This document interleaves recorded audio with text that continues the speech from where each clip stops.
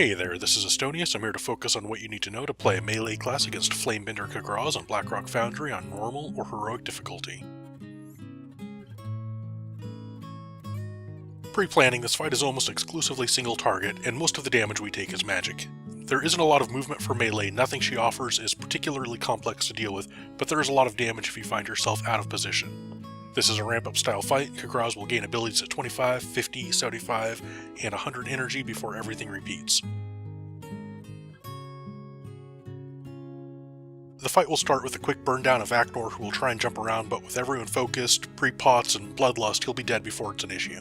After that, get settled in on Flamebender.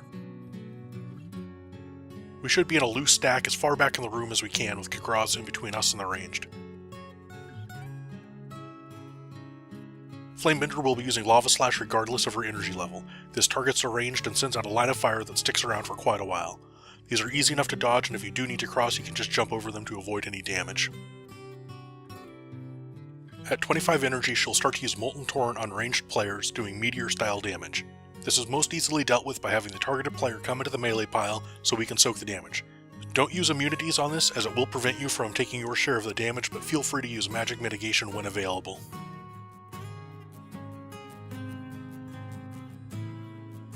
"50 energy gives us Cinder Wolves, 2 fire pups that come out for us to kill. One will fixate a ranged player and will give chase, that one we leave to the range to deal with for now. The other one, our target, becomes overheated, grows very large, and needs to be tanked near Flamebender. There will be a line of fire drawn between the dogs that leaves a stackable fire dot, and you must stand behind our pup or you'll end up eating one of his fire breaths. These are very dangerous and leave a debuff that increases damage from future fire breaths. Between the fire leash and the fire breaths, you can find yourself getting pinched. Just stay sharp and keep yourself in the safe zone." After a short period of being up, they switch roles and we have to switch targets. Even in a raid with an unbalanced composition, this is painless to deal with as long as everyone switches at the right time. While we're on the dogs, ranged people will still be getting Molten Torrents and will be bringing it to us, so be prepared for the damage potential here and use a tonic if needs be. The dogs must be killed very quickly, but they also need to die within 8 seconds of each other, or they'll pop back up like core hounds back in Molten Core. Once the dogs are put down, it's back to Flamebender. 75 energy doesn't give us anything to worry about, it's just another reason for range to stay spread out.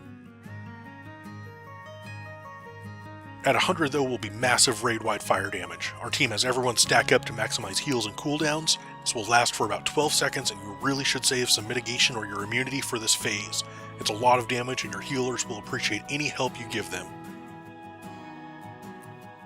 As soon as she's done, it's back to Lava Slashes and one new ability she'll keep for just a short period. There will be small red circles that show where some damage is about to be, so just move out as soon as you see them. Very easy to avoid, but even easier to miss and take some damage you shouldn't. We try and have her in front of the grate for this phase, as it makes spotting and dodging the fire much more straightforward.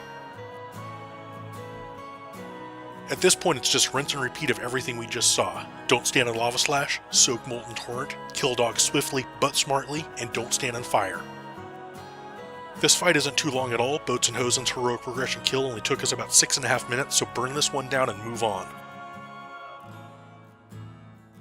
Thanks very much for watching my melee focus on Flamebender Kagraz, and please leave any feedback for the videos or tactics discussed within down below, and stay tuned for melee guides to the rest of Blackrock Foundry.